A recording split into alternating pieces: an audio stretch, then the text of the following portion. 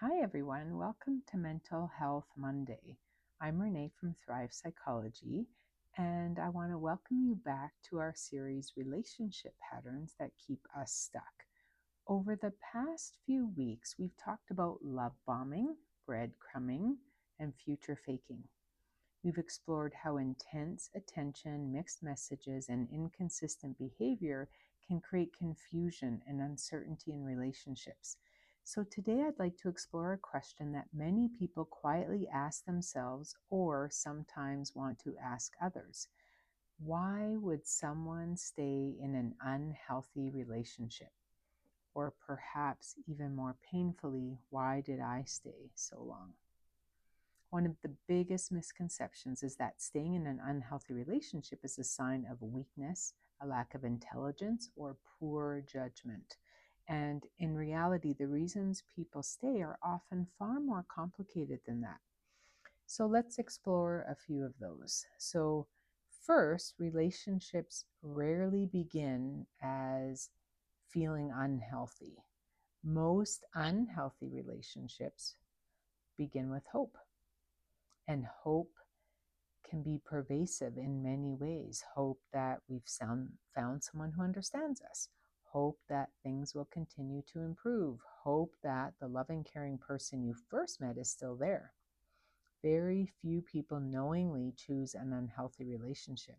And instead, unhealthy patterns often develop gradually over time. Now, the second thing is our brains are wired for connection. Now, as humans, we are biologically and emotionally designed to form attachments. And when we've invested time, energy, memories, hopes, and dreams into a relationship, walking away isn't just a logical decision, it's also an emotional one.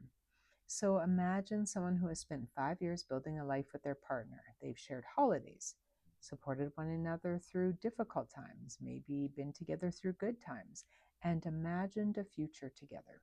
Even if the relationship becomes unhealthy, leaving often means grieving not only the relationship itself, but the hopes and dreams and future that they believed they were building. That can feel like a tremendous loss. Third, hope is incredibly powerful.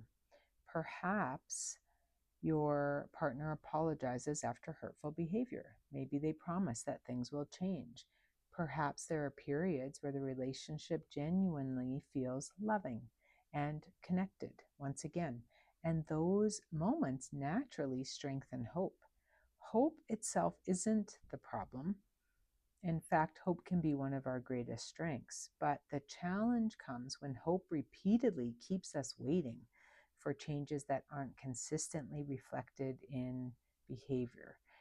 It's kind of when we get kind of attached to um, what could happen or potential, right? That's where it becomes a little tricky. Now, another reason people stay is unhealthy relationships gradually erode our self confidence. And then over time, someone might begin to question their own ideas, thoughts, and judgment. Um, we may start to wonder, am I expecting too much? Am I just being too critical or too sensitive? Or are things really as bad as I think they are? So the longer we stay questioning ourselves, the harder it can become to trust our own decisions. And finally, practical realities matter too. So there's children, finances, housing, health concerns, maybe cultural beliefs, family expectations, a sense of safety. Relationships don't exist in a vacuum. Leaving is rarely as simple as outsiders imagine it to be. So, research on attachment, relationship dynamics, and interpersonal trauma remind us that human relationships are emotionally complex.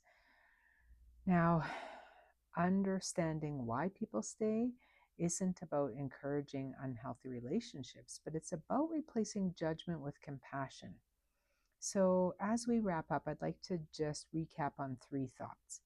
First of all, staying doesn't mean someone's weak. Second of all, understanding why people stay can help us respond with empathy rather than criticism. both towards ourselves and towards others. And finally, if you recognize yourself in today's discussion, know that you deserve relationships that are built on consistency, respect, honest, honesty, and emotional safety. So, in this week's Thrive Thursday episode, we'll talk about practical ways to begin rebuilding trust in yourself when leaving or even considering change when that feels incredibly difficult. We'll look at ways that you can rebuild your sense of trust within yourself to do what you need to do to live a life with more well-being, or to be opening yourself up to um, healthier relationships, even if this one isn't going to work out. So I want to leave you with that. I'll see you on Thursday. Thanks so much for joining me today. And until then, take good care. You got this.